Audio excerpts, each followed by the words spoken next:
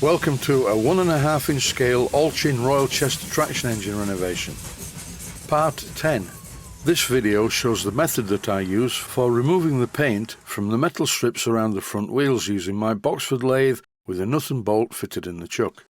Plus a few health and safety warnings as I am showing the wrong way to do the job at various times during the video. It's better that you see me doing the job wrong and putting myself in a dangerous situation rather than having to do it yourself. Once again, I'm using my special chisel with the square end. It is not sharp.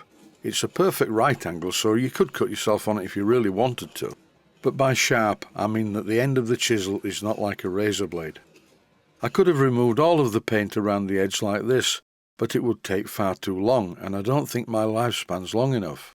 A faster method is to use my Boxford lathe, and all I have to do is tighten the bolt into the nut. I've fitted a washer to prevent damage to the wheel. And if you're thinking, this looks a slow and laborious method, why not run the lathe under power and screw the bolt in that way? Health and safety warning, what you're about to see is the wrong way to do the job, as it is dangerous and could cause personal injury. The best way to tighten the bolt is by hand and not under power in the lathe. Some people may be thinking, well, it's okay doing this if you're running the lathe slowly, but bear in mind when the lathe is in back gear it is much more powerful, so it's just not a good idea. Under no circumstances must you try and tighten the bolt into the nut using this method. Once I tightened the bolt into the nut, I removed it from the chuck, then refitted it with the chuck jaws holding the shaft. More surface area for a successful grip. Once again, I'm using my special blunt-edged chisel to remove the paint, but I'm using the chisel underneath the work, not on top of it. And this is a safety precaution, because if the chisel slips into the chuck, it's much better if the chuck is pulling it away from me rather than pushing it towards me. Once I stop the lathe, I use the chisel on top of the work to remove some other bits of paint. I disengaged the back gear and ran the lathe at a higher speed, and here I'm using a piece of emery cloth to clean up this now paint-free band around the edge of the wheel. This metal band, by the way, is riveted to the wheel using countersunk rivets, so it's never going to look 100% perfect. Here I'm using the emery cloth by hand so that the finished effect doesn't look like it's just been taken from a lathe. After this I moved the wheel's position, then refitted it in the chuck, clamping it by the nut. I recommend doing all of these removals and fitting of the wheel in the chuck by hand, not under power. And once again, a health and safety warning, this is not the right way to do the job as it is dangerous. The best way to remove the bolt from the nut is by hand. I'm doing the job wrong because this is a tutorial. Obviously, I'm using my hand to remove the last part of the bolt from the nut, and it was at this point that I noticed that I'd missed some paint.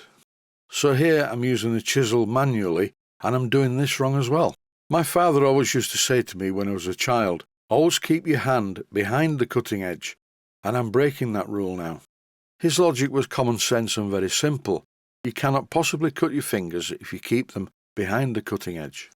That's one wheel done, and using the same bolt, I'm fitting the other wheel into the nut. And this time I'm going to make the job go wrong. Yet another health and safety warning, this is not the right way to do the job as it is dangerous.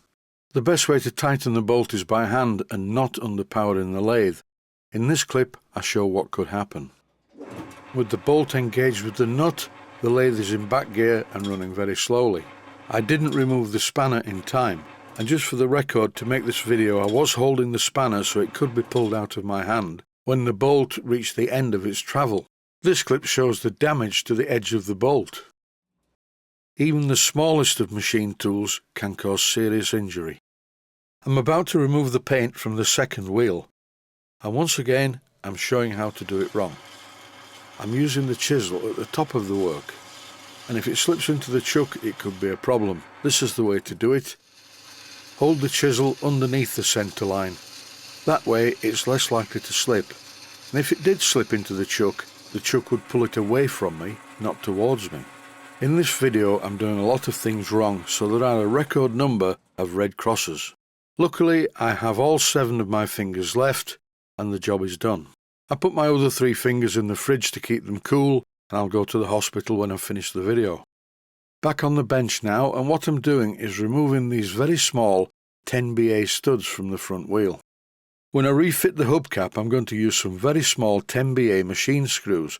That's because if I use the original arrangement of very small 10BA nuts on very small 10BA studs, during the fitting, the paint on the hubcaps will be damaged. As indeed it is already, but I'm going to repaint them and I don't want to damage the new paint. Here I'm using my chisel to remove the paint around the edge, and once again I'm breaking rules, moving the chisel towards me, but in my defence I had to do it this way so that the camera could see what I was doing. Here the video is running at double speed, because scraping all four sides of the wheels took quite a while surprisingly. I'm finishing the job using some emery cloth.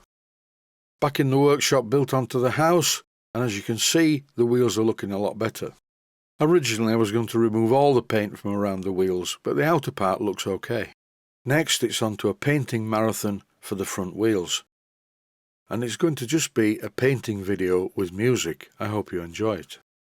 Stay safe, stay healthy, thanks for watching, and I hope you found it useful.